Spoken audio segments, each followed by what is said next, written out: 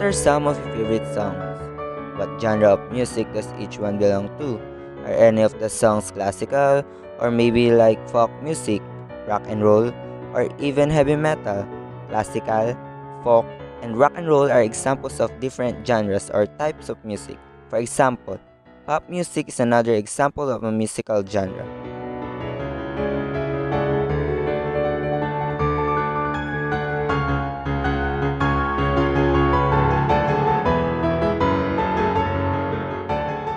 Pop music is an abbreviation of the word popular.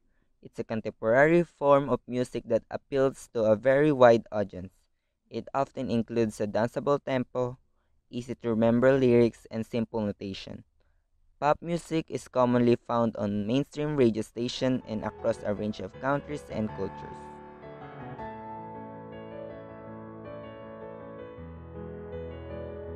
The history of pop music. During the 1950s, rock and roll dominated the first half of the decade, with previous influences from the 1940s.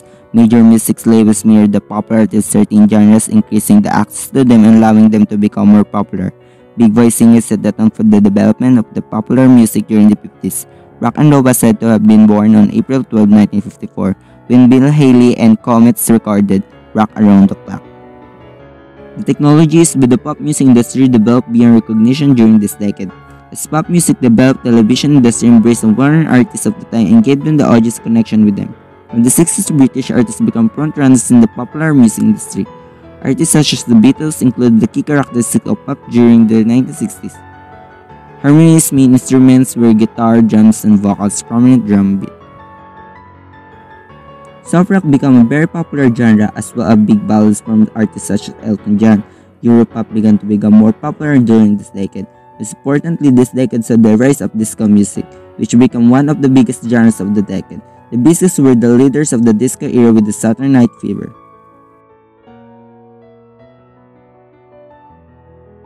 Artists such as Madonna and Michael Jackson were by far the most famous singers of this time. Michael Jackson's Thriller was the most widely sold track of the 80s, selling 110 million copies. Both of their music was based around dance, including certain influences from Motown of Michael Jackson and electronic from Madonna. 1990s pop music was typically categorized by hearty ballads dance music. The development of teen pop and dance pop bands such as the Spice Girls broke into the American music industry, which then also influenced bigger name artists such as Christina Aguilera and Destiny's Child. One of the Spice Girls' most famous songs is Spice Up Your Life with a Latin and salsa influence. Teen pop continued to be extremely popular in the 2000s but soon plummeted due to the rise in popularity of R&B and hip-hop. Styles from the 1980s pop scene have influenced artists' music. More recently, the chart of the noughties. Recently, pop ballad artists such as Adele have dominated the later noughties.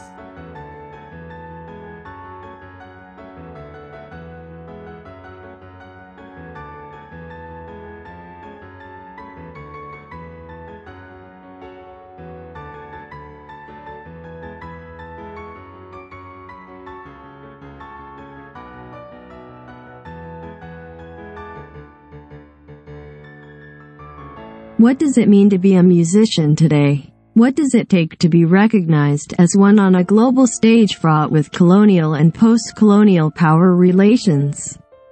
Popular music serves here as the gateway to explore the representations and meanings associated with music making in the time of globalization. A brief overview of the literature in the social sciences and humanities on the relationship between music, place, identity and society and how they are intertwined in the context of globalization will act as a starting point.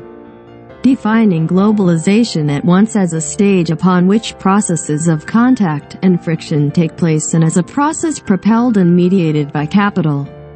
I will focus in the following sections of the article on the music practices and discourses through which contact, friction, and capital are articulated, contributing to the reimagining of boundaries of culture, place, and identity.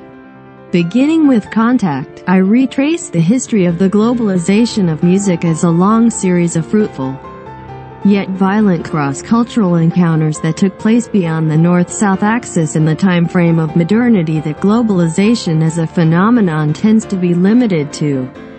When the terms of globalization and music put together, they tend to conjure up critical reflections regarding the notion of culture, place, and identity.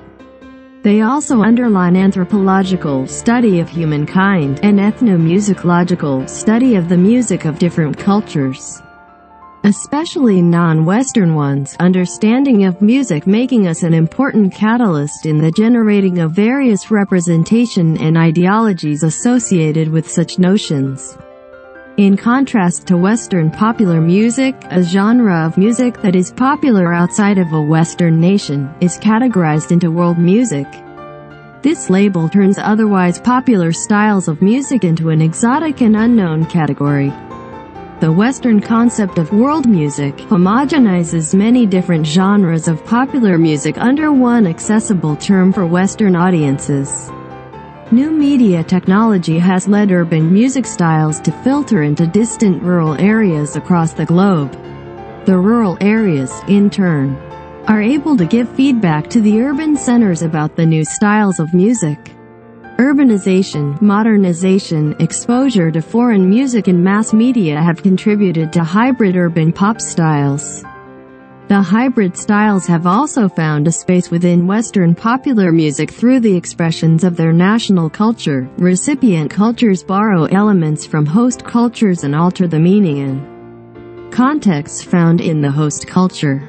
Many Western styles, in turn, have become international styles through multinational recording studios.